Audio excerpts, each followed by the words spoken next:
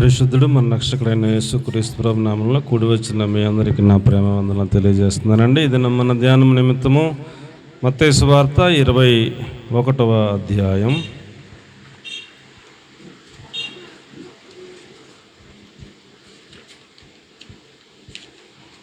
మత్తయి సువార్త 21వ అధ్యాయం మొదటి నుంచి నేను ఒకటి చదువుతాను, మీరు ఒకటి చదవండి. ఈరోజు మట్టల ఆదివారం కాబట్టి ఆ యొక్క మట్టల ఆదివారం ఏం జరిగింది అనేది మనం చాలా జాగ్రత్తగా ధ్యానం చేసుకుందాం. తర్వాత యెరూషలేమునకు సమీపించి ఒలీవ చెట్ల కొండ దగ్గర ఉన్న బేత్పగేకు వచ్చినప్పుడు యేసు తన శిష్యులలో ఇద్దరిని చూచి,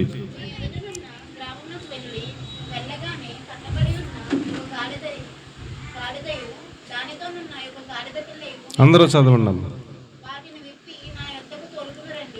ఎవడైనను మీతో ఏమైనను అని ఎడల అవి ప్రభువునకు కావలసి ఉన్నవని చెప్పవలెను. వెంటనే అతడు వాటిని తోలిపెట్టునని చెప్పి వారిని పంపెను.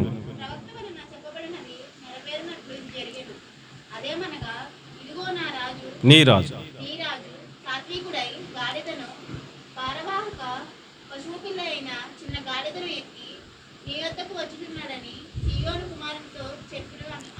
శిష్యులు వెళ్ళి యేసు తమకు ఆజ్ఞాపించిన ప్రకారం చేసి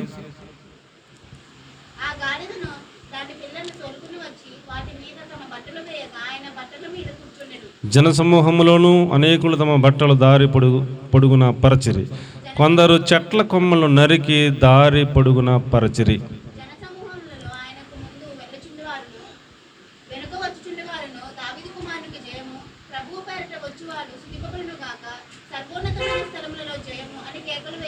చాలు.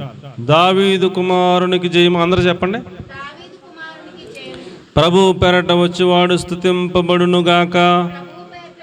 అందరూ చెప్పండి అమ్మా. దావీదు కుమారునికి జయము. ప్రభు పెరట వచ్చువాడు స్తుతింపబడును గాక.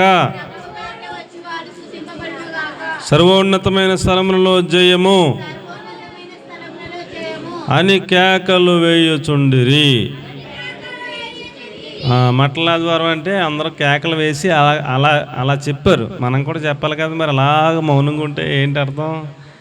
మట్టలు తీసుకొచ్చి చెట్ల కొమ్మలు తీసుకొచ్చి దావీదు కుమారునికి జయము, ప్రభు పెరట వచ్చేవాడు స్తుతింపబడును గాక, సర్వోన్నతమైన స్థలములలో జయము జయము అంటూ వాళ్ళ కేకలేస్తూ ఉంటే ఈ యొక్క గాడిద మీద బట్టలు పరిచారంట. బట్టల మీద యేసుప్రభు కూర్చున్నారంట.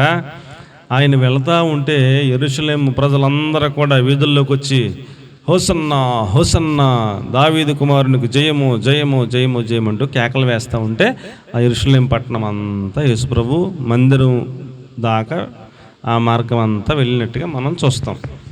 కాబట్టి ప్రియులారా, ఈరోజు మనం నేర్చుకునే పాఠం ఏమిటంటే ఆయనను స్తుతించాలి, ఆయనకు స్తోత్రములు చెప్పాలి అనేది మనం నేర్చుకోబోయే పాఠం. ఇప్పుడు మట్టల ఆదివారం రోజుని ఆ యొక్క యెరూషలేము పట్టణస్థులందరూ ఏం చేశారు? ఏమండి, యెరూషలేము పట్టణస్థులందరూ ఏం చేశారు చెప్పండి? స్తుతిస్తూ ఉన్నారు. యేసు ప్రభుల వారిని స్తుతిస్తూ ఉన్నారు. కాబట్టి ప్రియులారా, యేసుప్రభు అంతకుముందు చాలాసార్లు యెరూషలేము పట్టణం వెళ్ళారు. చిన్నప్పుడే 4 ఏళ్ళు ఆ వయసులోనే యేసుప్రభు వారు యెరూషలేము మందిరంలోకి వెళ్ళి అక్కడ శాస్త్రులు పరిసయ్యులు పెద్ద పెద్దలు ఉంటే వాళ్ళతో పాటు కూర్చుని బైబిల్ గ్రంథంలో నుంచి 12 ఏళ్ల వయసులో చిన్నప్పుడే ఆయన ప్రశ్నలు వేస్తూ ఉంటే అలా బిత్తరపోయేవారంట. దేవుంట్రా ఎంత జ్ఞానం పిల్లగాడికి ఎక్కడదే అని. చిన్నప్పుడే 8వ రోజునే మందిరానికి తీసుకెళ్లారు సున్నతి చేయించడానికి కదా. అలాగే చాలాసార్లు వెళ్ళారు ఆయన. యెరూషలేము పట్టణానికి తీసుకెళ్లారు. ఆయన కూడా వెళ్ళాడు. సమాజ మందిరంలో మాట్లాడుతూ ఉండేవారు. అయితే ఇదివరకు పూర్వం ఉన్నటువంటి అవగాహన ఏంటంటే, ప్రజల్లో యూదుల్లో ఉన్న అవగాహన ఏంటంటే, దావీదు తర్వాత రాజుగా ఎవరిని పెట్టాలి అని ఆలోచన వచ్చినప్పుడు దావీదు గారితో సంభాషణ జరుగుతుంది. అప్పుడు దావీదు గారు ప్రవక్తను పిలుస్తాడు. పిలిచి, నా గాడిదను తీసుకుని నా కుమారుడైన సొలొమోనును నా గాడిద మీద ఎక్కించి సింహాసనం వరకు కూడా ఊరేగింపుగా తీసుకుని వెళ్ళి అక్కడ సింహాసనం మీద కూర్చోబెట్టి నా తర్వాత రాజుగా అభిషేకం చేయండి అని ప్రవక్తలకు చెప్తాడు దావీదు గారు. ఇప్పుడు దావీదు గారు యొక్క గాడిదను బయట తీశారంటే ఆ గాడిద మీద ఎవరెక్కితే వాళ్ళు ఏంటని అర్థం ప్రజలకి. దావీదు గారు గాడిద తీశారు బయటికి, ఆ గాడిద మీద ఒక కుర్రాన్ని కూర్చోబెట్టారంటే ప్రజలకు ఏమర్థం అవుతుంది? దావీదు గారు తర్వాత రాజుగా ఈ కుర్రోన్ని అభిషేకించమని దావీదు గారు చెప్పారు అని అర్థమవుతుంది కదా. ఇప్పుడు దావీదు గారు గాడిదని బయట తీశారు, బట్టలు పరిచారు, దాని మీద సొలొమోను గారిని కూర్చోబెట్టారు, ప్రవక్తల ముందుండి తీసుకెళ్తున్నారు. మొత్తం ప్రజలందరికీ ఎవరికి చెప్పక్కర్లేకుండా అర్థమైంది ఏంటంటే సొలొమోను రాజుగా దావీదు నియమించాడు అని అర్థమైంది కదా. అలాగున ఇప్పుడు యెరూషలేము దగ్గరికి వచ్చినటువంటి యేసుప్రభుల వారు అక్కడ ఆగి, ఇంకా పట్టణం లోపలికి వెళ్ళకుండా ఆగి శిష్యులకు చెప్పారు, ఆ యెరూషలేము పట్టణానికి ముందే బేత్పగే అనే ఊరు ఉంది ఏమండి, ఆ ఊరిలోకి వెళ్ళి మీరు అలాగే లోపలికి వెళ్ళగానే ఒక గాడిద పిల్ల కట్టబడి ఉంటాయి, వాటిని తోలుకుంటారండి అన్నాడు యేసుప్రభు. ఈ శిష్యులు అన్నారు, మరి మేము గబాలను వెళ్ళి తీసుకొచ్చేస్తే అక్కడ ఎవడొకడు మమ్మల్ని ఏంటి పట్టిపోతున్నారంటే మరి ఏం చెప్పాలని అంటే, ఇవి ప్రభువునకు కావలసి ఉన్నవి అని చెప్పండి, అతను పంపిస్తాడని చెప్పాడు. వీళ్ళు వెళ్ళారు, సరిగ్గా అలాగే ఊళ్ళోకి ఎంటర్ అవ్వగానే గాడిద పిల్ల కనపడ్డాయి. వాటిని ఇప్పబోతే లోపల నుంచి ఎవడొచ్చి ఏంటి ఇప్పుతున్నారు ఏంటి అని కేకలేస్తే ఇవి ప్రభువునకు కావలసి ఉన్నవి అని వీళ్ళందరూ చెప్పారు. చెప్తే వాళ్ళు అతను ఓకే బాబు ప్రభువుకి అయితే పట్టుకెళ్ళండి అన్నాడు. శుభ్రంగా తీసుకొచ్చారు, తీసుకురాగానే బట్టలు పరిచారు, దాని మీద యేసు ప్రభు కూర్చున్నారు. ఆయన అలా కూర్చోగానే ఆ యెరూషలేము పట్టణస్థులు చూసిన వాళ్ళకి అందరికి ఏమర్థమైంది, ఈయన రాజుగా యెరూషలేము పట్టణంలోకి రాబోతూ ఉన్నాడు. ప్రవచనాల్లో రాసి ఉంది, నీ రాజు సాత్వికుడై దీన మనసు గలవాడై గాడిద పిల్ల మీద భారవాహక పశువైన గాడిద పిల్ల మీద ఎక్కి ఆయన వచ్చుచున్నాడు, సియోను కుమారితో చెప్పండి అని రాసి ఉంది ప్రవక్తల గ్రంథంలో. ఆ మాటలు గుర్తుకొచ్చి అంటే ఈయనే రాజు అని వాళ్ళకి అర్థమై వెంటనే ఎవరి మట్టుకాలు వెళ్ళి ఖర్జూరపు చెట్లు ఉంటాయి ఎక్కువ అక్కడ ఇశ్రాయేల్ దేశంలో. ఖర్జూరపు చెట్లకున్న కొమ్మలు ఇలాగే ఉంటాయి, ఈత కొమ్మలాగా ఉంటాయి అన్నమాట. ఈత చెట్టుకి మనకి ఈతకాయలు ఎంతెంతగా వస్తాయి, ఖర్జూరం కాయలు అంతంతగా వస్తాయి వాళ్ళకి, ఇంచుమించుగా ఉంటాయని మనమేమో ఇక్కడ ఈ తెచ్చుకుంటున్నాం, వాళ్ళేమో అవి తెచ్చుకున్నారు. తెచ్చుకుని జయము జయము దావీదు కుమారునికి జయము, సర్వోన్నతమైన స్థలములలో ఆయనకు జయము, ప్రభువు పెరట వచ్చేవాడు స్తుతింపబడునుగాక అని ఆయనను స్తుతిస్తూ ఆ మందిరం దాకా వెళ్ళేదాకా ఆయనకు బట్టలు రోడ్డు మీద పరిచేస్తున్నారు ఏమండి, జయ ధ్వనాలు చెప్తున్నారు, స్తుతిస్తున్నారు. అలాగున్న వారు ఏమండి యేసుప్రభుల వారు మందిరం వరకు వెళ్ళే వరకు కూడా ఆ యెరూషలేము పట్టణస్థులందరూ కూడా ఆయనను స్తుతించారని మనం చూస్తూ ఉన్నాం. ఇప్పుడు ప్రియులారా, మనము కూడా ఈ సందర్భాన్ని బట్టి, ఈ మట్టల ఆదివారాన్ని బట్టి మనం కూడా ఏమి నేర్చుకోవాలంటే దేవుని స్తుతించాలి, స్తోత్రాలు చెప్పాలని నేర్చుకోవాలి. ఏం చెప్పాలి? దేవునికి స్తుతించాలి, స్తోత్రాలు చెప్పే వాళ్ళంగా మనం సిద్ధపడాలని మనం నేర్చుకోవాలని ప్రభు పేరట మీకు నేను మనం చేస్తూ ఉన్నాను. ఏమండి, ఎప్పుడెప్పుడు మనం స్తుతిస్తాం, ఎప్పుడెప్పుడు మనం స్తోత్రాలు చెబుతాం అని అంటే ఏమండి, మనకి ఏదైనా కలిసి వస్తే స్తోత్రం చెప్తాం కదా. చదువుకునే పిల్లలు పాస్ అయితే దేవునికి స్తోత్రం అంటారు. మనకి ఏదైనా లాభం వస్తే స్తోత్రం చెబుతాం కదండి. మనకి ఏదైనా జీతం పెరిగితే స్తోత్రం చెబుతాం, అయ్యా అంతే కదండి. మనకి ఏదైనా మేలు జరిగితే స్తోత్రం చెబుతాం కదా. కానీ రేపొద్దున్న పరలోక రాజ్యం మనం వెళ్ళిన తర్వాత 24 గంటలు చేయాల్సిన పని ఏమైనా ఉందా అంటే, పరలోక రాజ్యంలో దూతలందరూ కూడా చేసే పని ఏంటంటే యెహోవా పరిశుద్ధుడు పరిశుద్ధుడు పరిశుద్ధుడు పరిశుద్ధుడు అని 24 గంటలు మానక దివారాత్రుల్లో చెబుతున్నారంట. అలాగున్న స్తోత్రాలు చెప్పడమే అక్కడ మనకున్న పని. దూతలకు అదే పని, మనకదే పని, అందరికి అదే పని. ఆయన ఆరాధించుకోవటం, స్తుతించుకోవటం, స్తోత్రాలు చెప్పడమే పనిక. ఇక్కడలాగా మనం కొండలు కడుక్కుందాం, అన్నం వండుకుందాం, కూర వండుకుందాం, ఏ కూర వండుకుందాం ఏంటని ఈ తిప్పలేం లేవు. ఒకవేళ తినాల్సి వస్తే ఆ పొండిస్తాడు దేవుడు, తినటమే. ఒకవేళ తాగాల్సి వస్తే జలములు ఉంటాయంట, అక్కడ తీసుకెళ్తాడంట, తాగుతుమే. మనమేమి కష్టపడిపోయి మనమేమి తిప్పలు పడిపోయి తెచ్చుకోవాల్సింది ఏమి లేదు, అక్కడ ఏమీ వండుకోవాల్సిన పని ఏమి లేదు. కాబట్టి 24 గంటలు ఏం పని ఉంది అక్కడ? ఆయనకు స్తోత్రాలు చెప్పడమే. కాబట్టి మనము ఆయన మన రాజు అని మనం ఆయన్ని గుర్తిస్తే ఏమండి, ఆయన మన రాజు అని మనం గుర్తిస్తే, ఆ యొక్క యెరూషలేము పట్టణస్థులందరూ ఏం గుర్తించారు? ఈయన రాజుగా భారవాహక పశువు పిల్ల మీద ప్రవక్త చెప్పినట్లుగా వస్తున్నాడని కొమ్మలు పట్టుకుని ఆయనకు స్తుతులు చెప్పారు, స్తోత్రాలు చెప్పారు. గౌరవంగా మందిరం దాకా వెళ్ళే వరకు కూడా వాళ్ళందరూ కూడా స్తుతించారు, స్తోత్రాలు చెప్పారని మనం చదువుకుంటూ ఉన్నాం. కాబట్టి మనం కూడా ఆయనకు స్తోత్రాలు చెప్పడం నేర్చుకోవాలి. ఏం చెప్పడం నేర్చుకోవాలి? స్తోత్రాలు చెప్పడం నేర్చుకోవాలి. ఒక్కొక్కటి చెప్తాను, మీరు జాగ్రత్తగా గమనించమని, అలాగున మన అందరం కూడా సిద్ధపడాలని మీకు నేను మనవి చేస్తున్నాను. ఆదికాండం 24వ అధ్యాయం 48వ వాక్యాన్ని మనం చూస్తే, అక్కడ ఎలియాజరు గారు దేవునికి మొక్కి స్తోత్రము చేసెను అని రాసి ఉంది. ఎలియాజరు గారు దేవునికి మొక్కాడంట, సాష్టాంగపడి మొక్కి ఆయనకి హృదయం లోపల నుంచి అయ్యా ఎంత గొప్ప దేవుడు తండ్రి అని స్తోత్రాలు చెప్పుకున్నాడంటండి. ఎందుకు చెప్పాడో సందర్భాన్ని మీకు నేను జ్ఞాపకం చేస్తాను. 24 ఆయన తల వంచి యెహోవాకు మొక్కి, అబ్రహామును నా యజమానుని దేవుడైన యెహోవా స్తోత్రము చేసితిని. ఎలా అనగా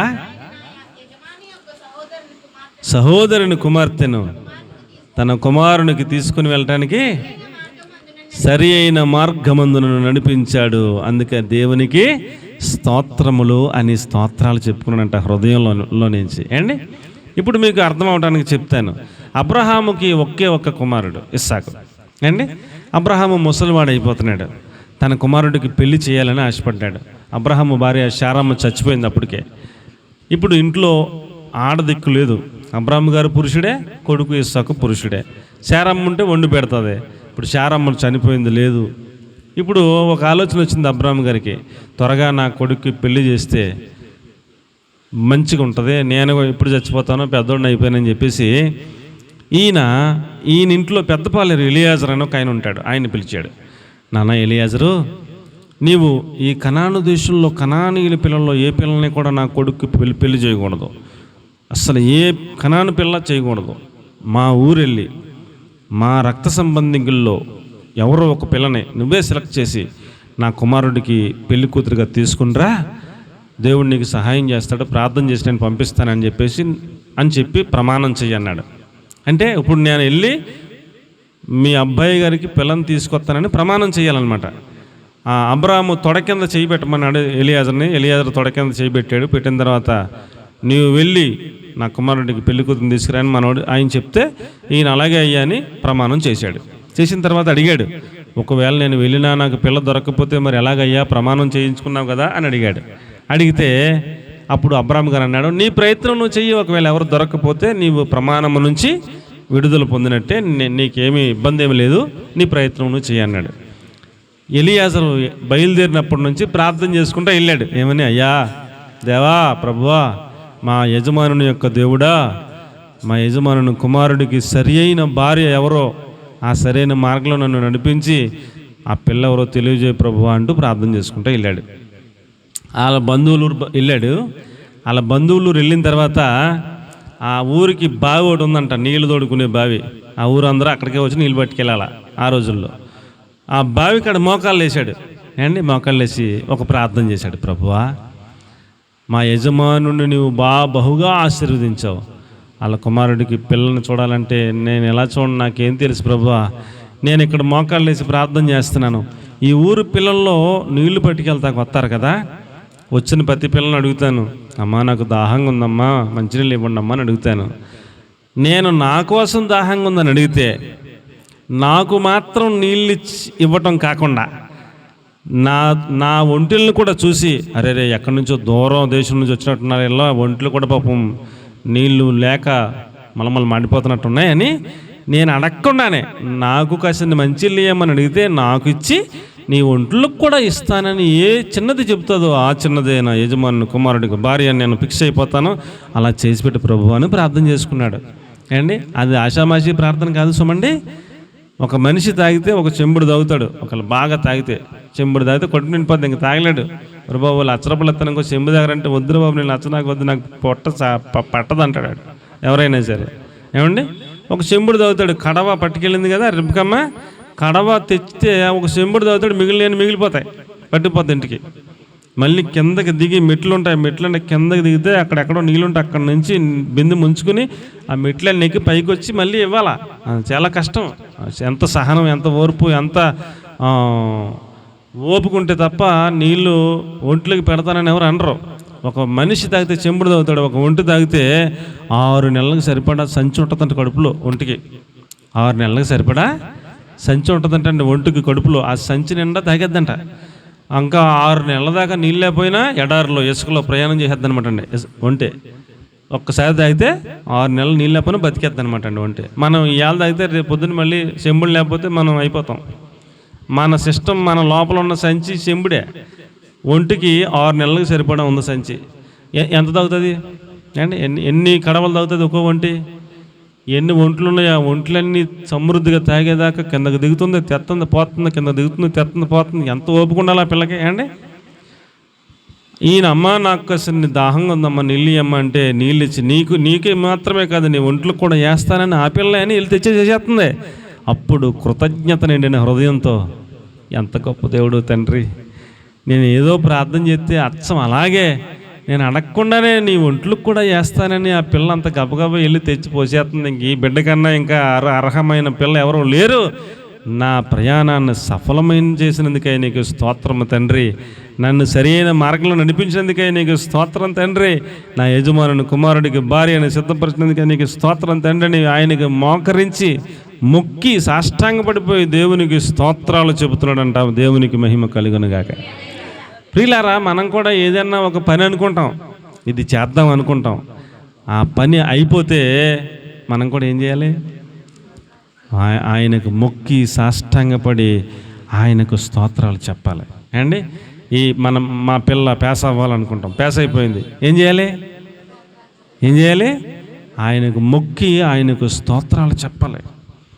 మనం ఏదో ఒకటి అనుకుంటాం, మనం ఇది అయిపోతే ఇలా చేద్దాం, ఇలాగ నాకు ఇవ్వాల్సిన ఇస్తే ఇలా చేద్దాం, లేకపోతే నాకు అనుకున్నది జరిగితే ఇలా చేద్దాం అని అనుకుంటాం. అది దేవుడు సరైన మార్గంలో మనల్ని నడిపించి మనం అనుకున్నది అయిపోతే హృదయంలో నుంచి ఇంకొకరు ఎవరో వచ్చి చెప్పక్కర్లా, హృదయం అంతా కృతజ్ఞతతో నిండిపోయి ఆయనకు మొక్కి సాష్టాంగపడి ఆరాధన చేసి మొక్కి ఆయనకి ఏం చెప్పాలి? ఎంత గొప్ప దేవుడు ప్రభువా నీకు స్తోత్రములు తండ్రి అని స్తోత్రాలు చెప్పాలి. దేవునికి మహిమ కలుగునుగాక. కాబట్టి ప్రియులారా, ఎలియాజరు భయపడతా బయలుదేరాడు. నా యజమానుడు కుమారుడికి పిల్లని చూడమంటే మాటలా నా వల్ల వద్దా అంటా బయలుదేరాడు. కానీ ఆయన చేసిన ప్రార్థన చేసినట్టుగా అలాంటి పిల్లనే దేవుడు చూపించాడు. వెంటనే ఆనందానికి అవధులు పట్టలేక, అమ్మ మీ తల్లిదండ్రులు ఎవరైనా ఇంటికి వెళ్ళాడు, అయ్యా నా యజమానుడు దేవుడు బహుగా ఆశీర్వదించాడు, కోటేశ్వరుడు మా యజమానుడు, వాళ్ళ కుమారుడికి పిల్లని కావాలని వచ్చాను, నేను మీకు ఇష్టమైతే చెప్పండి పట్టుకెళ్ళిపోతాను వెంటనే అని అంటే ఆ పిల్లని అడిగారు. ఇష్టమే అని చెప్తుందనంటే వెంటనే వాళ్ళకి బహుమానాలు అవి ఇవి ఇచ్చి ఆభరణాలు అవి ఇవి ఇచ్చి పిల్లని తీసుకెళ్ళిపోయాడు. తీసుకెళ్ళగానే ఇస్సాకు ఆమెను చేసుకున్నాడు. కాబట్టి ప్రియులారా, మనము చేయాలనుకున్న పని దేవుడు సరి అయిన మార్గంలో నడిపించి జరిగింపచేస్తే మనం హృదయం అంతా కృతజ్ఞతతో నుండి ఆయనకి ఏం చెప్పాలి? స్తోత్రములు చెప్పాలి, స్తోత్రాలు చెప్పాలి అండి. అది మనకి జరిగిన మేలు జరిగినప్పుడు. ఓకేనా? ఇంకా ముందుకెళ్ళి వెళ్తే ఇంకా మనకి ఇంకా బాగా అర్థం అవుతుంది. ఏమండి? 1 సమూయేలు గ్రంథం 25వ అధ్యాయం 32వ వచనం. 1 సమూయేలు గ్రంథం 25వ అధ్యాయం 32వ వచనం.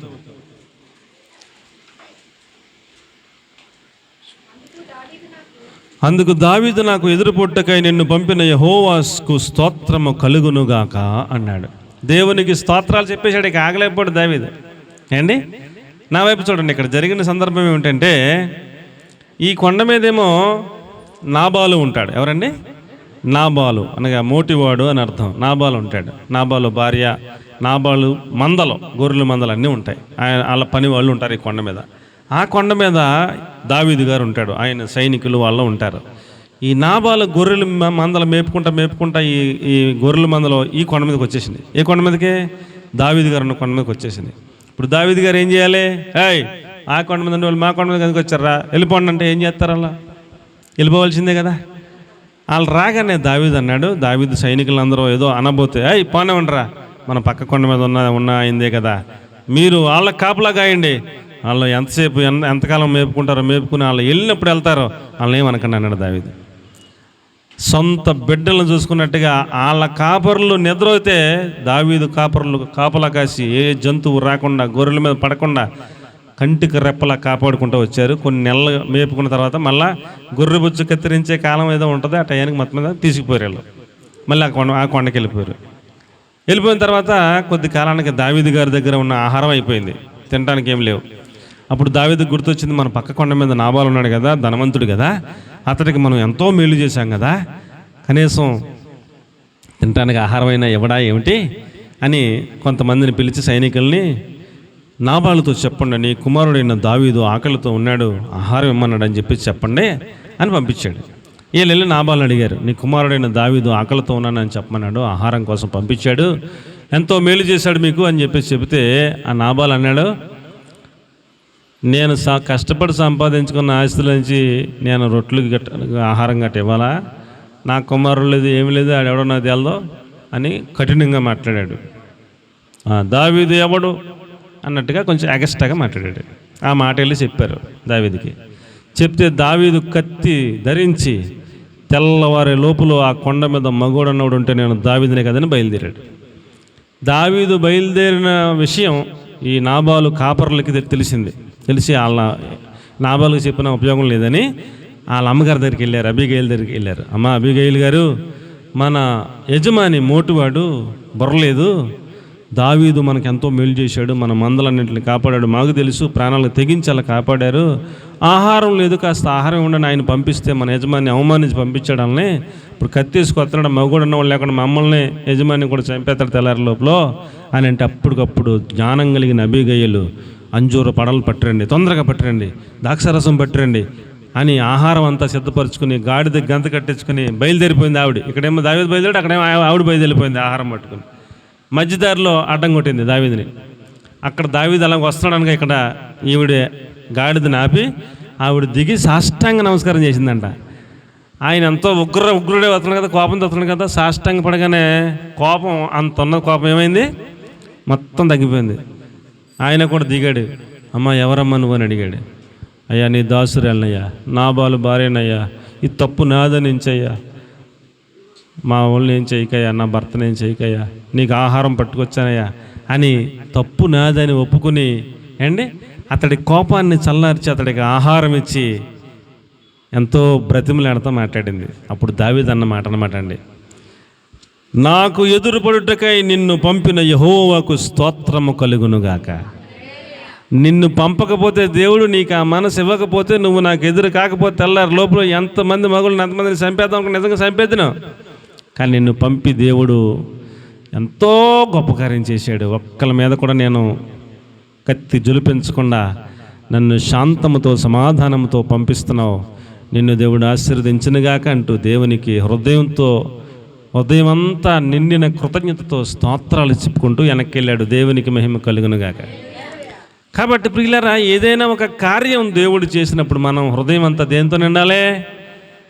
కృతజ్ఞతతో నిండి ఆయనకు స్తోత్రాలు చెప్పడం మనం నేర్చుకోవాలి. ఏమండి, అలాగున ఈరోజు మట్టల ఆదివారం కనుక ఆ రోజంతా ఆ యెరూషలేము పట్టణస్థులందరూ జయహో జయహో హోసన్నా హోసన్నా అంటూ ఆయనకు స్తుతులు చెప్తానే ఉన్నారు. అది మనం జీవితం అంతా చెప్పాలని మీకు నేను మనవి చేస్తున్నాను. ఆ పాఠం మనం నేర్చుకోవటానికే ఈ రోజున ఈ యొక్క సందేశాన్ని మనం అందరం గుర్తించాలని, గమనించాలని మీకు నేను మనవి చేస్తున్నాను. ఇప్పుడు వరకు జరిగిన మేలులు చెప్పాను 2, ఆ తర్వాత ఇంకొక మేలు కూడా చెప్తాను. 2 సమూయేలు 22వ అధ్యాయం 1వ వచనం, సౌలు చేతిలో నుండి శత్రువులందరి చేతుల నుండి తప్పించిన దినమున దావీదు యెహోవాను స్తోత్రించెను అని ఉంది. యెహోవా తనను సౌలు చేతిలో నుండి తన శత్రువుల అందరి చేతుల నుండి తప్పించిన దినమున దావీదు యెహోవాను స్తోత్రించెను అని ఉంది. ఏమండి, సౌలు దావీదును చంపాలని తరుముతూ ఉన్నాడు. సౌలు అక్కడే కాదు, అనేక మంది శత్రువులు దావీదుకి అనేక మంది శత్రువులు దావీదుకు ఉన్నారు, అడుగడుగున శత్రువులు ఉన్నారు. వీళ్ళందరి నుంచి దేవుడు ఆయనను వాళ్ళ చేతిలో నుంచి తప్పించిన రోజుని వాళ్ళందరి చేతిలో నుంచి తప్పించి ఈయన్నే రాజుగా పెట్టిన రోజున ఆయన హృదయం అంతా కృతజ్ఞతతో నిండిపోయి, నన్ను సౌలు చేతిలో నుండి శత్రువులందరి చేతిలో నుండి తప్పించిన దేవా నీకు స్తోత్రములని ఆయనకి స్తోత్రాలు చెప్పుకుంటూ ఉన్నాడంట. స్తోత్రం చెప్పకుండా ఉండలేకపోయాడంట. దేవునికి మహిమ కలుగునుగాక. కాబట్టి ప్రియులారా, మనకు కూడా మన శత్రువుల చేతిలో నుంచి,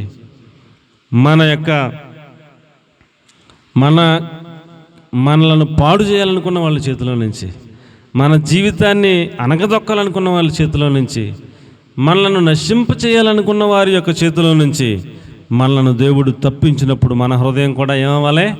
కృతజ్ఞతతో నిండి దేవునికి స్తోత్రాలు చెప్పాలని మీకు నేను మనవి చేస్తూ ఉన్నాను. ఈ లోకంలో మనుషులు ఎలా ఉంటారో తెలుసండి. ఒక కుర్రోడు బాగా బతుకుతున్నాడు అనుకోండి, వివాహం అయింది, భార్య వచ్చింది, సంతోషంగా ఉన్నారనుకోండి, వీళ్ళని ఎలా పాడు చేయాలని చూసి వాళ్ళు కూడా ఉంటారా? వీళ్ళని ఎలా పాడు చేయాలి, ఎలా ఎడదీయాలి, వీళ్ళని ఏం పొలలు వేయాలి ఆ పిల్లకేసి పొలం ఆ పిల్లకేస్తారు, ఇడికేసి పొలం ఇడికేస్తారు, మొత్తం అగ్గి రాజేస్తారు, మొత్తం కాపురం కూల్చేస్తారు. ఇలా కాపురం చెడిపోతే అప్పుడు వాళ్ళు సంకలు గుద్దుకుంటారు. ఇలాంటి వాళ్ళు బోలంత ఉన్నారండి భూమి మీద. కాబట్టి ప్రియులారా, శత్రువుల చేతిలో నుండి, నిన్ను నశింపజేయాలనుకున్న వారి చేతిలో నుండి, నీ కీడు కోరుకునే వారి చేతిలో నుండి, నువ్వు బాగా 4 ఏళ్ళతో భోజనం చేస్తుంటే నీ ఉద్యోగమే ఊడిపోయేలాగా నీ కోసం అవతల పై ఆఫీసర్గా చెడ్డ మాటలు చెప్పి నిన్ను ఉద్యోగంలోంచి తీసేసేలాగా ప్రయత్నాలు చేసేవారు కూడా ఉన్నారు. అలాంటి వాళ్ళ చేతిలో నుండి దేవుడు తప్పిస్తే మన హృదయం ఎలా నిండిపోవాలా?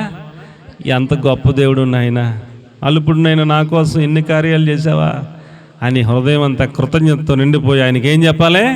స్తోత్రాలు చెప్పే అలాంటి ఎవరు మనకి చెప్పక్కర్లా, ఎవరు మన వెనకాలను తోయక్కర్లా, మనకి నేర్పించక్కర్లా. మన హృదయమే అలాగ నిండిపోయి ఎంత గొప్ప దేవుడు నాయన నీకు స్తోత్రాలని చెప్పకుండా ఉండలేని అలాంటి ప్రాక్టికల్ జీవితాన్ని మనం జీవించాలని ప్రభు పేరట మీకు నేను మనవి చేస్తూ ఉన్నాను. 147 కీర్తన 1వ వచనంలో అంటారు, స్తోత్రము చేయుట ఒప్పిదము అంటాడు. స్తోత్రం చేయటం ఏంటంట? ఒప్పిదం. స్తోత్రం చేయాలి తప్పనిసరిగా. ఆయన మన రాజు, ఆయన మనలను రక్షించడం కోసం ప్రాణాన్ని పెట్టిన రాజు, ఆయన మనల్ని విడిపించడం కోసం ఆయన పరలోక రాజ్యాన్ని విడిచిపెట్టి వచ్చిన రాజు, ఆయన మనలను శాపము నుంచి పాపము నుంచి విడిపించి రక్షించి నరకము నుంచి తప్పించడానికి వచ్చిన మహారాజు.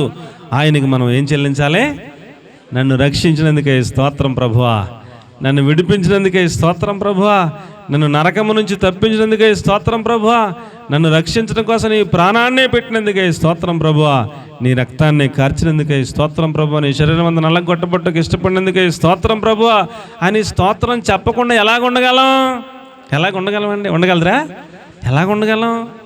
ఏదైనా చిన్న పని చేస్తేనే థ్యాంక్స్ చెప్పకుండా ఉండలేంగా.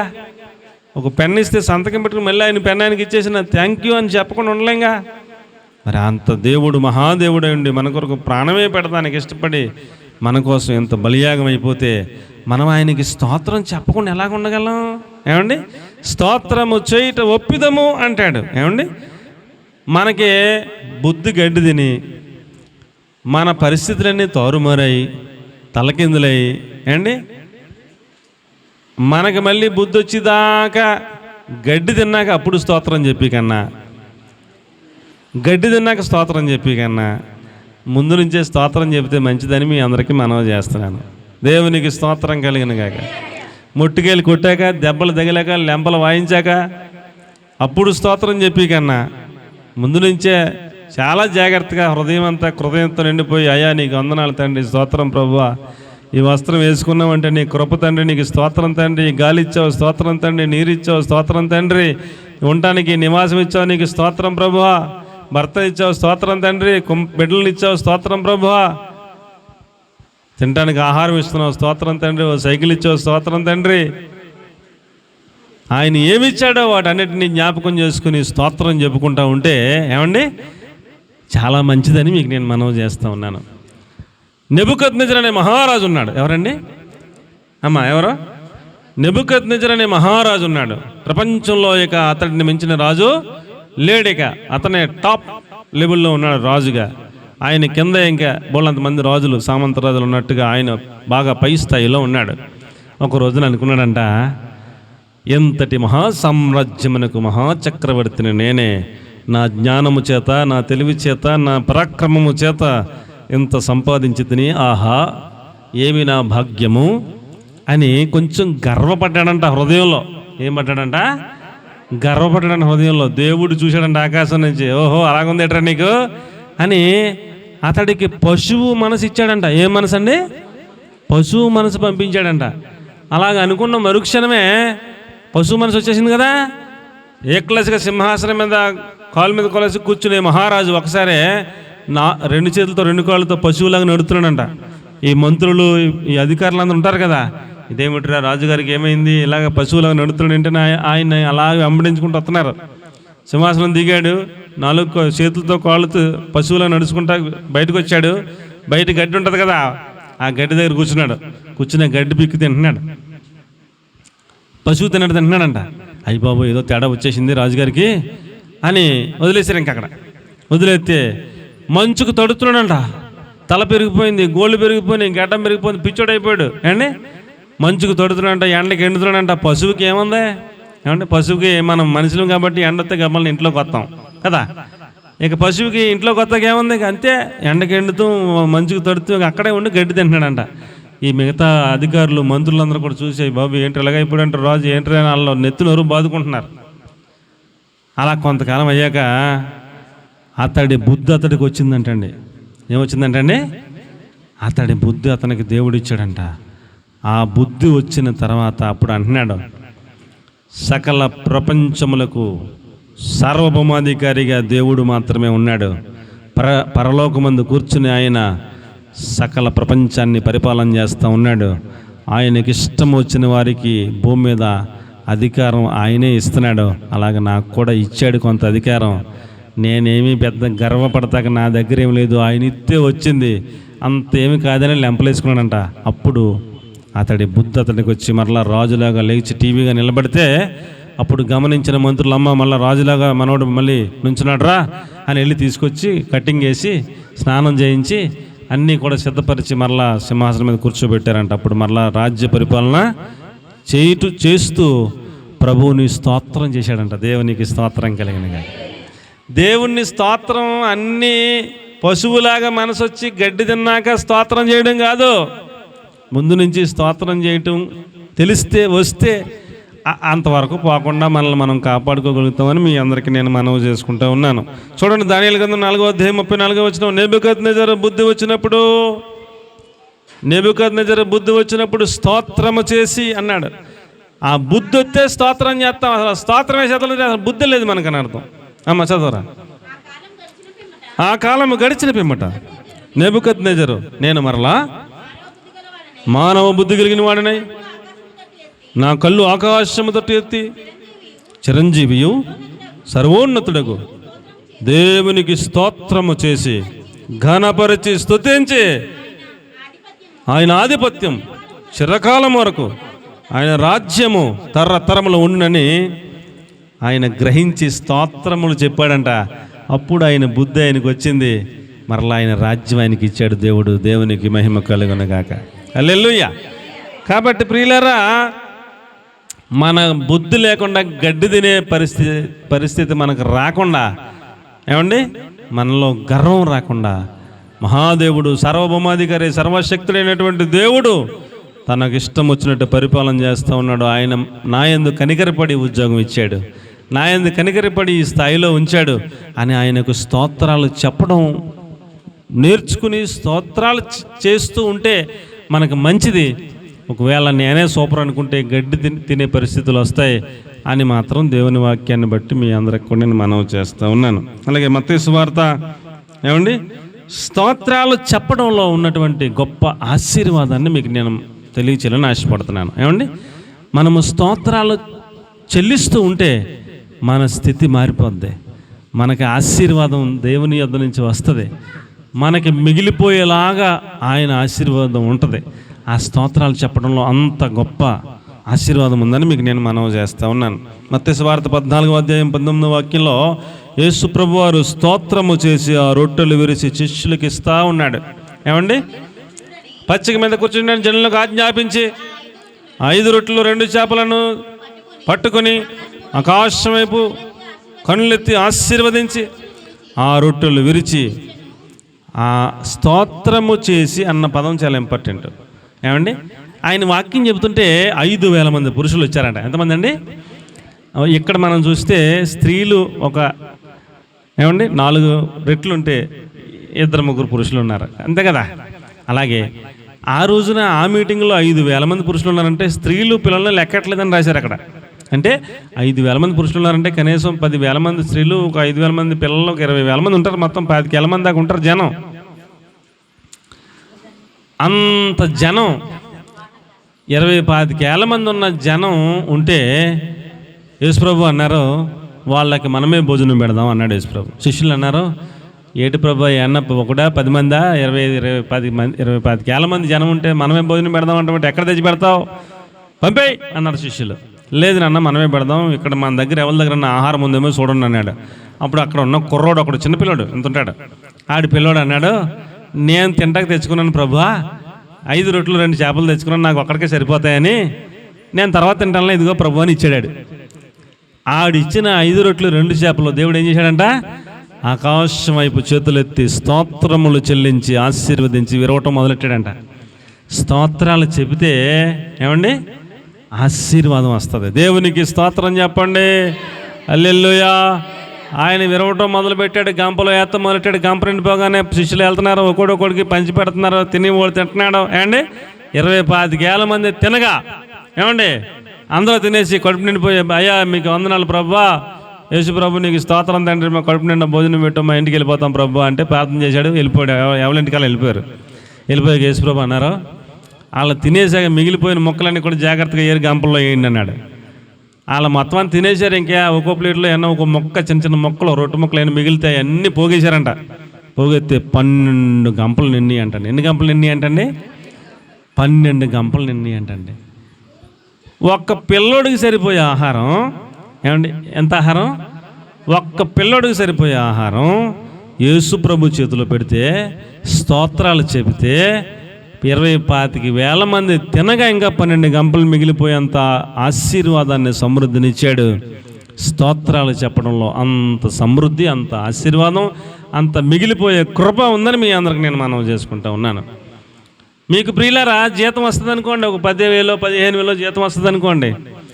జీతం రాగానే మరి కిరాణా కొట్టుకాడు ఎంత ఇవ్వాలి, మరి పాలోడికి ఎంత ఇవ్వాలి, మరి కూరగాయలకి ఎంత ఇవ్వాలి, ఎక్కడెక్కడ ఇవ్వాలి, అక్కడక్కడ అన్నీ ఇచ్చుకుంటూ వచ్చేసి జీతం ఇవ్వాలంటే రేపు సాయంత్రానికి రూపాయి ఉండదు.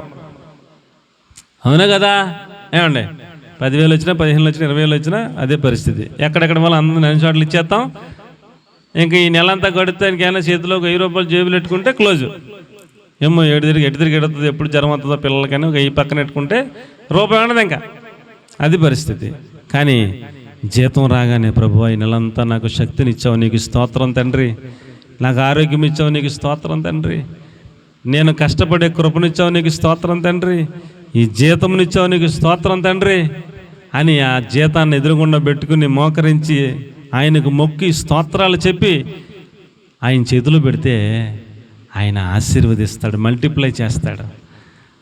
ఆయనకి ఇవ్వాల్సింది 10వ భాగం పక్కన పెట్టేసి ఆయనకి స్తోత్రం చెప్పి కృతజ్ఞత నిండిన హృదయంతో మిగిలిన డబ్బులు ఖర్చు పెట్టుకుంటా బయటకు వస్తే ఏమండి అన్నీ చక్కబెట్టి ఇంకా మిగిలిపోతాయి. 12 గంపలు మిగిలిపోతాయి. దేవునికి స్తోత్రం కలిగిన గాక.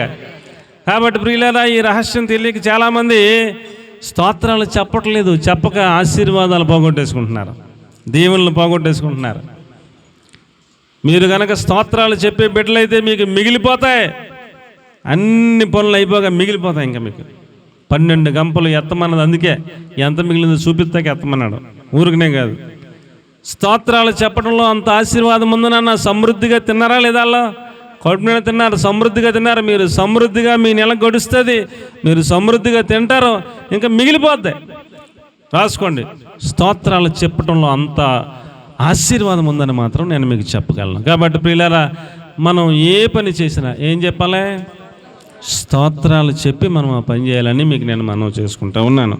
అలాగే ప్రియులరా, పరలోక సైన్య సమూహము యేసుప్రభు పుట్టినప్పుడు పరలోకం నుంచి భూమి మీదకి వచ్చారంట. పరలోక సైన్య సమూహం అంటే దూతలు, సైన్యం, ఒక సైన్యం సమూహమే వచ్చేసారంట. వచ్చేసి సర్వోన్నతమైన స్థలములలో దేవునికి మహిమయు ఆయనకి ఇష్టలైన మనుషులకు భూమి మీద సమాధానము కలుగునుగాకని వాళ్ళు స్తోత్రము చేయుచుండిరి అన్నాడు. అక్కడ పరలోకంలో ఉన్న సైన్యానికి కూడా ఏముందంటండి పని? పని ఏంటంటండి? చదవండి అన్నమాట.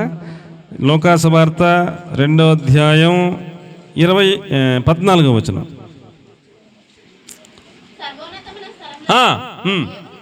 దేవునికి మహిమయు ఆయనకి ఇష్టలైన మనుషులకు భూమి మీద సమాధానము కలుగునుగాకని అని దేవునికి స్తోత్రములు చేయుచుండిరి అన్నాడు. స్తోత్రాలు చెప్పాలండి.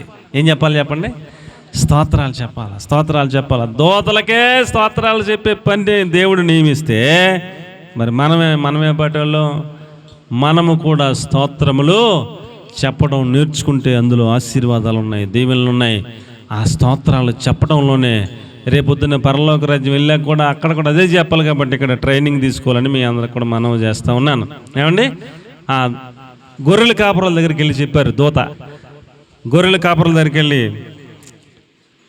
ఇదిగో మీకు ఒక ఆనవాలు, ఒక శిశువు పొత్తిగొడ్డలతో చుట్టబడి ఉండటం మీరు చూస్తారు, ఆయన లోకరక్షకుడు అని దూత చెప్పారు. వెళ్ళిపోయారు. గొర్రెల కాపురం అందరూ కూడా ఒకరికొకరు చెప్పుకున్నారు, రే దావీదు పట్టణంలో పుట్టారంట, ఎల్లవరంటే అని వచ్చి చూసి ఆ శిశువును చూసి వారు ఆయనకి స్తోత్రములు చేశారని చెప్పి రాయబడి ఉంది. ఎక్కడి నుంచో తూర్పు దేశపు జానులు వచ్చారు. వచ్చి వాళ్ళలో చూసి అత్యానంద భరితులై ఆయనకు స్తోత్రాలు చెప్పారు. దేవునికి మహిమ కలుగునుగాక. వీళ్ళారా పెద్ద పెద్దలు అందరూ స్తోత్రం చెప్తున్నారండి. మనకేమీ తెలుస్తలేదు. మనమేమీ స్తోత్రాలు చెప్పడం మనకి అర్థం కావట్లేదు. ప్రతి పనికి, ప్రతి సందర్భానికి ఏం చెప్పాలి? నీకు స్తోత్రములు తండ్రి అని మనం చెప్పాలి. హృదయం అంతా కృతజ్ఞతతో నిండి ఆయనకు స్తోత్రాలు చెప్పేవారంగా మనం సిద్ధపడాలని ఈ రోజున ఒక సందేశాన్ని దేవుడు మనకి ఇచ్చాడని మీకు నేను మనవి చేస్తూ ఉన్నాను. లోకాసు వార్త 2వ అధ్యాయం 20వ వాక్యాన్ని కనుక మనం చూస్తే, లోకాసు వార్త, ఆ గొర్రెల కాపురులు తమతో చెప్పబడినట్లుగా తాము విన్న వాటిని, కన్న వాటిని గురించి దేవుని మహిమపరుస్తూ స్తోత్రములు చేయుచూ తిరిగి వెళ్ళిరి. దేవునికి మహిమ కలుగునుగాక.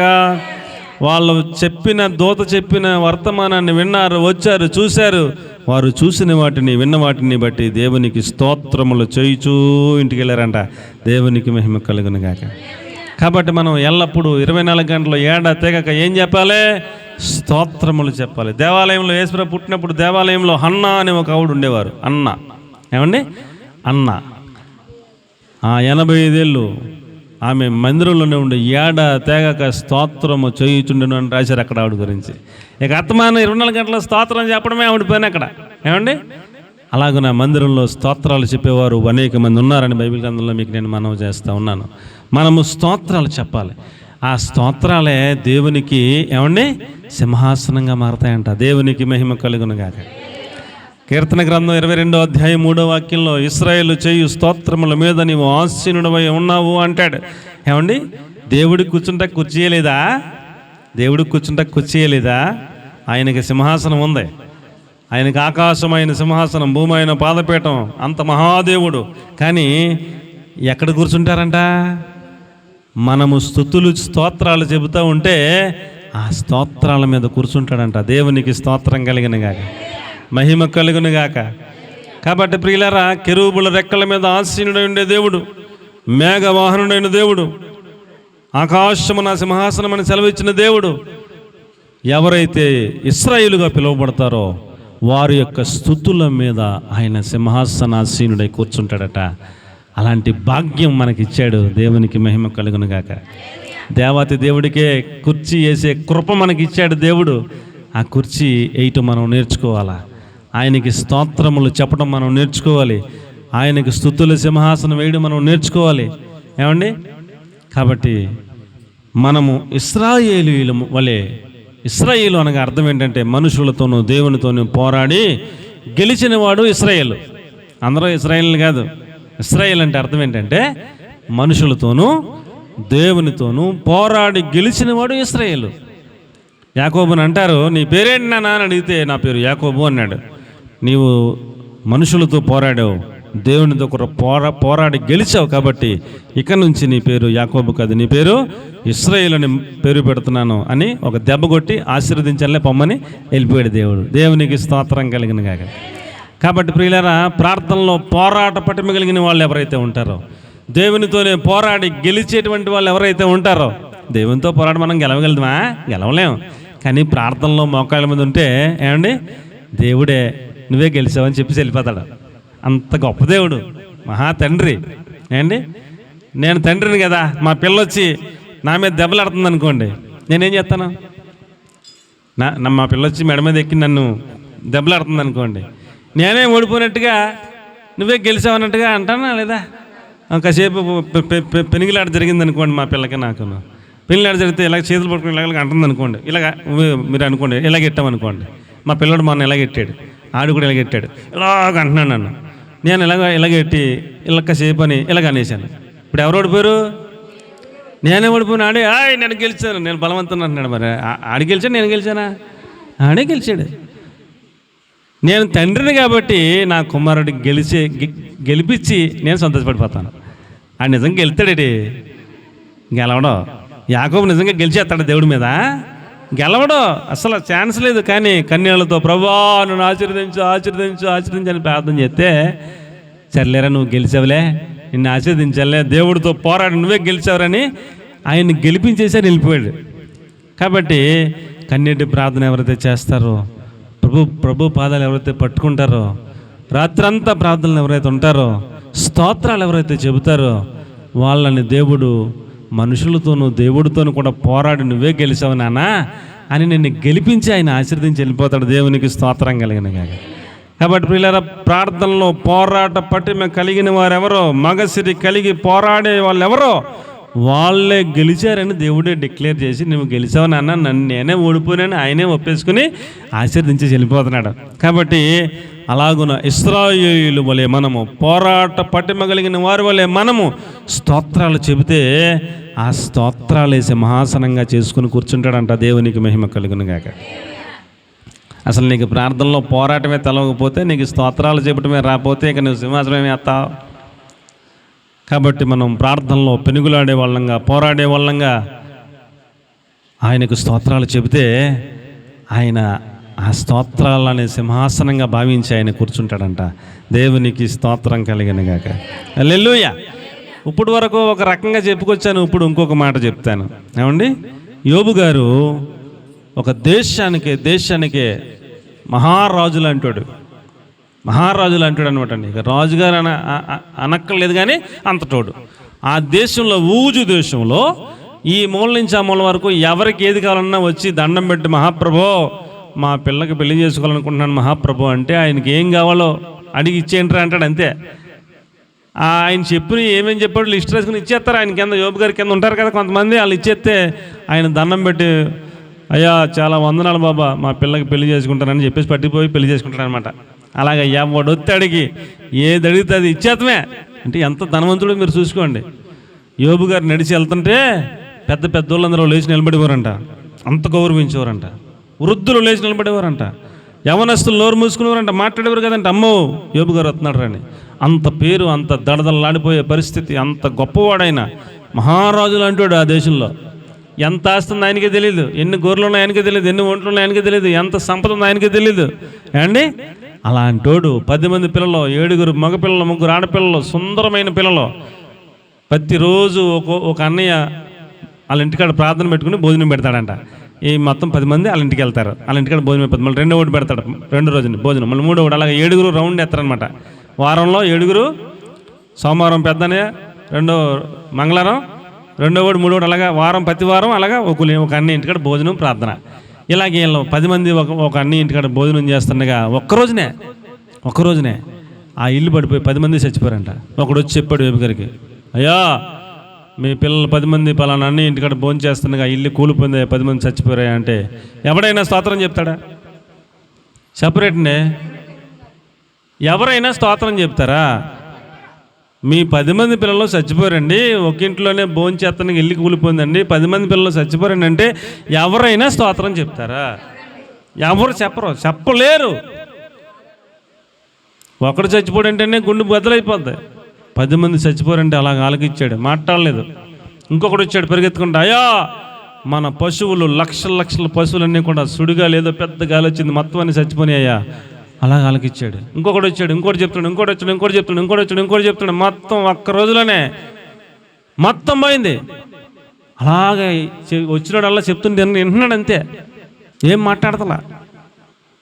సాయంకాలానికి ఏండి క్లాస్గా ఆరోగ్యంగా ఉండేవాడు మొత్తం ఒళ్ళంతా కురుపులు వచ్చేసినాయి, సొక్కా తీసేసాడు, బన్నీలు తీసేసాడు.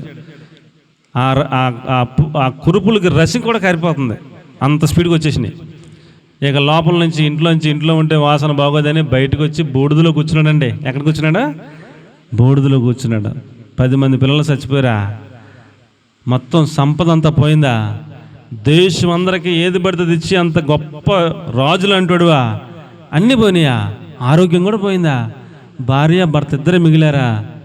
అలాంటి స్థితిలో కూడా యెహోవా ఇచ్చాను, యెహోవా తీసుకొని పోయాను, ఆయన నామమునకి స్తుతి కలుగును గాక అన్నాడు. చప్పట్లు కొట్టి దేవునికి స్తోత్రం చెల్లించండి. హల్లెలూయా. కాబట్టి ప్రియులారా, ఎప్పుడు స్తోత్రం చెబుతారు? ఆశీర్వాదం వచ్చినప్పుడు స్తోత్రం చెప్పడం కాదు, దీవెనలు వచ్చినప్పుడు స్తోత్రం చెప్పడం కాదు, లాభం కలిగినప్పుడు స్తోత్రం చెప్పడం కాదు, అనుకున్నది జరిగినప్పుడు స్తోత్రం చెప్పడం కాదు. ఉన్నయన్నీ ఒకవేళ పోయినా కూడా ఏం చెప్పాలా? స్తోత్రము చెప్పే అలాంటి భక్తి మనం చేయాలి. దేవునికి మహిమ కలుగును గాక. హల్లెలూయా. మొత్తం పోయినాయండి, అయినా తన నోట్లో నుంచి దేవుని ఒక్క మాట కూడా అనలేకపోయాడు. యెహోవా ఇచ్చాను, యెహోవా తీసుకొని పోయిన ఆయన నామమునకే స్తుతి కలుగును గాక అన్నాడు. ఎల్లప్పుడూ దేవుని ద్వారా మనం మేలే పొందుకోవాలా, కీడు మనం పొందుకోకూడదా? మూర్ఖురాలు మాట్లాడినట్టు మాట్లాడుకో అన్నాడు భార్యని. దేవుడు పరీక్ష ముగిసింది, మరలా 200 ఆశీర్వాదాన్ని ఇచ్చాడు, మరలా 10 మంది పిల్లల్ని ఇచ్చాడు, 200 సంపదనిచ్చాడు, ఎక్లెస్గా మళ్ళీ నిలబెట్టాడు. దేవునికి స్తోత్రం కలిగిన గాక. కాబట్టి ప్రియులారా, మనము ఏది ఉన్నా ఏది లేకపోయినా ఏం చెల్లించాలా? స్తోత్రములు చెప్పి అలాంటి క్వాలిటీ కలిగిన భక్తి మనం చేయాలని. ఈరోజు లాభం వచ్చింది, దేవానికి స్తోత్రం, రేపొద్దున నష్టం వచ్చింది, అయినా దేవానికి స్తోత్రం. ఆ క్వాలిటీ మాత్రం పోకూడదు. ఈరోజు పేస గారి పిల్లల స్తోత్రం, రేపొద్దున ఒకవేళ ఫెయిల్ అవుతారు, అయినా స్తోత్రం చెప్పాలి. ఆశీర్వాదం అయితే ముఖం కలకలలాడిపోయి నవ్వుతా ఎంత గొప్ప దేవుడు అంటాం. ఏదైనా తేడా వస్తే ముఖం మాడిపోయి ఏముందలేండి అంతా అయిపోయింది అన్నట్టుగా కాకుండా, మన పరిస్థితులతో సంబంధం లేకుండా నా దేవుడు నన్ను విమోచించడానికే ప్రాణం పెట్టాడు, నా దేవుడు నన్ను రక్షించడానికే పరలోకాన్ని విడిచి వచ్చాడు, నా దేవుడు నా కోసం రక్తాన్నే కార్చాడు, శరీరం అంతా నల్లగొట్టబట్టకు ఇష్టపడ్డాడు, ఇంతకన్నా ఏం కావాలి నాకు అని మన పరిస్థితి ఎలాగున్నా ఆయనకు స్తోత్రాలు చెప్పడానికి ఒకే ఒక కారణం, ఆయన మన కొరకు చనిపోయాడు, మనలను నరకం నుంచి తప్పించాడు, పాతాల నుంచి తప్పించాడు, సమాధి నుంచి తప్పించాడు, పునరుద్ధానం ఇచ్చి పరలోక రాజ్యంలో పౌరసత్వం ఇచ్చాడు. ఇంకంతకన్నా ఏం కావాలి? ఈ లోక సంబంధమైన ఆశీర్వాదాలు ఉన్నా ఓకే, లేకపోయినా ఓకే, ఆయనకు స్తోత్రము కలుగునుగాక అనే ఒక పాఠాన్ని మనం నేర్చుకోవాలని, ఎల్లప్పుడూ 24 గంటలు దేవునికి స్తోత్రాలు చెప్పేవాళ్ళంగా మనం ఎదగాలని ప్రభు పేరట మీకు నేను మనవి చేస్తూ ఉన్నాను. ఏమండి, అంజూరపు చెట్లు పూయకుండినా, పశువులు శాలలో లేకపోయినా, ద్రాక్ష తోట ఫలింపకపోయినా, గొర్రెలు దొడ్లో లేకపోయినా నేను యెహోవాను బట్టి సంతోషిస్తాను, ఆనందిస్తాను అన్నాడు హబక్కూకు గ్రంథకర్త. ఏమండి, ఎప్పుడు ఆనందంగా ఉంటాడంట? ఎప్పుడు సంతోషంగా ఉంటాడంట? గొర్రెలున్నా సంతోషంగా ఉంటాడా? గొర్రెలు లేకపోయినా సంతోషంగా ఉంటాడు. ఎవరిని బట్టి? నా దేవుని బట్టి నేను సంతోషంగా ఉంటాను, నా దేవుని బట్టి నేను ఆనందంగా ఉంటాను. ఈ ఆలయం ఉంటాయి, రేపు పొద్దున్న పోతాయి, మళ్ళీ ఇస్తాడు దేవుడు, అది పెద్ద సమస్య కాదు. నేను నా దేవుని బట్టి ఎలాగుంటాను? స్తోత్రాలు చెబుతాను, ఆనందంగా ఉంటాను, సంతోషంగా ఉంటాను అని మాట్లాడగలిగినటువంటి భక్తి మనం చేయాలని ప్రభు పేరట మీకు నేను మనవి చేస్తాను. హబక్కూకు 3:17 చదువురా తల్లి. అంజూరపు చెట్లు పూయకుండాను, ద్రాక్ష చెట్లు ఫలింపకపోయినను, ఒలివ చెట్లు కాపు లేకపోయినను, గొర్రెల దొడ్లో లేకపోయినను, శాలలో పశువులు లేకపోయినను. హబక్కూకు 3:17. అంజూరపు చెట్లు పూయకుండాను, ద్రాక్ష చెట్లు ఫలింపకపోయినను, ఒలివ చెట్లు కాపు లేకపోయినను, చేనులోని పైరు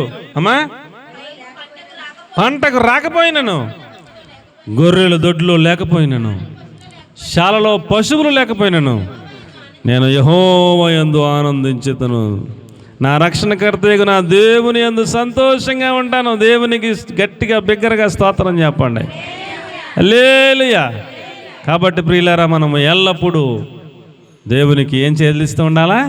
స్తోత్రములు చెబుతూ ఉండాలని మీకు నేను మనవి చేస్తూ ఉన్నాను. కాబట్టి ప్రియులారా, ఫిలిప్పీ పత్రిక 4వ అధ్యాయం 12వ వచనంలో అంటాడు పౌలు గారు, లేమిలో ఉన్న ఎరుగుదును, సమృద్ధిలో ఉన్న ఎరుగుదును, ఏ స్థితిలో ఉన్నను అందులో నేర్చుకుని ఉన్నాను, ఏ పరిస్థితుల్లో ఉన్న స్తోత్రాలు చెబుతూనే ఉంటాను అన్నాడు. దేవునికి మంచి స్తోత్రం చెప్పండి.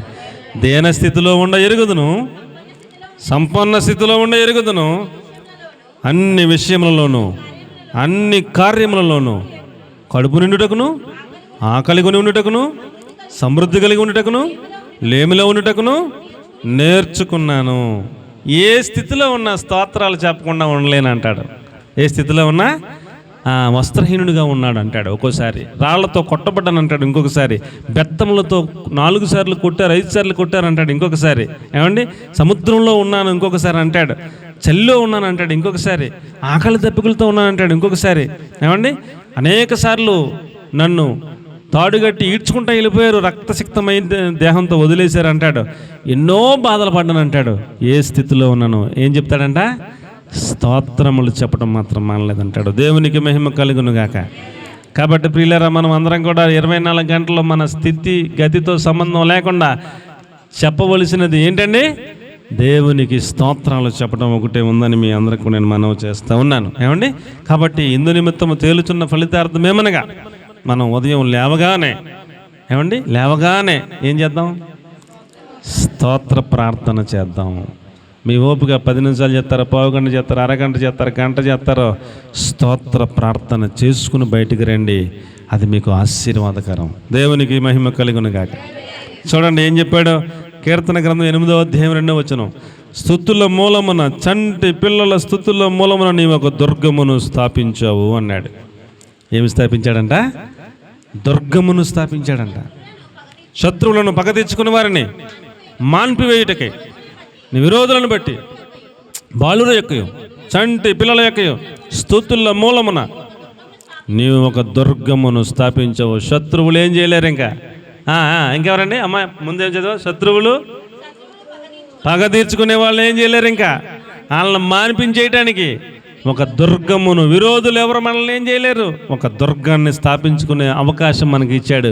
ఏంటంటే అవకాశం? పొద్దున్న లేవగానే స్తోత్రాలు చెప్పుకుంటే మన చుట్టూ మనకి ఏం కడతాడంట? దేవుడు దుర్గమును కట్టేస్తాడంట. ఇంకా శత్రువులు, విరోధులు, పగవారు మనల్ని ఏమీ చేయకుండా మన చుట్టూ మనము దుర్గము కట్టుకునే అంత గొప్ప కృప ఎందులో ఉందండి? స్తోత్రముల ద్వారా ఒక దుర్గమును స్థాపించాను అని చెప్తున్నాడు దేవుడు. కాబట్టి ఉదయం లేవగానే ఏం చెప్దాం? ప్రభు ఆ రాత్రంతా కాచి కాపాడినందుకే స్తోత్రం, సజీవత్వం ఇచ్చినందుకే స్తోత్రం, రాత్రి పడుకుని తెల్లారేపడుకు చచ్చిపోయిన ఎంతమందో నన్ను మరలా ఉదయం చూసే కృపనిచ్చావు, మీకు స్తోత్రం, ఆరోగ్యం ఇచ్చావు స్తోత్రం, ఆహారం ఇస్తున్నావు స్తోత్రం, వస్త్రాలు ఇస్తున్నావు స్తోత్రం, గాలి ఇచ్చావు స్తోత్రం, నీళ్ళు ఇచ్చావు స్తోత్రం, గృహం ఇచ్చావు స్తోత్రం, భర్తనిచ్చావు స్తోత్రం, భార్యనిచ్చావు స్తోత్రం, బిడ్డలనిచ్చావు స్తోత్రం. ప్రతి దానికి స్తోత్రం చెప్పు. నీకు ఎన్ని గుర్తు అన్నీ చెప్పు. ఒక అరగంట గంట చేసుకో. నీ చుట్టూ ఏం కట్టబడుతుంది? ఒక దుర్గము కట్టబడుతుంది. ఆ రోజంతా నీకు కాపుదలుగా ఉంటుంది. నీ దగ్గరికి శత్రువులు, పగ తెచ్చుకునే వాళ్ళు ఎవరో రాలేరు. అలాగున మనము సిద్ధపడాలని ప్రభు పేరిట మీకు నేను మనవి చేస్తూ ఉన్నాను. దేవునికి స్తోత్రం కలుగును గాక. కాబట్టి ఈ రోజున మట్ల ఆదివారం దినమున మనము నేర్చుకునే ఒక పాఠం ఏమిటనగా, ఏమండి, ఆ రోజున అందరూ ఆయనకి స్తోత్రములు ఎలాగైతే చెప్పారో మనం కూడా దేవునికి స్తోత్రములు చెప్పే వారంగా మనలను పరిశుద్ధాత్మ దేవుడు సిద్ధపరచునుగాక.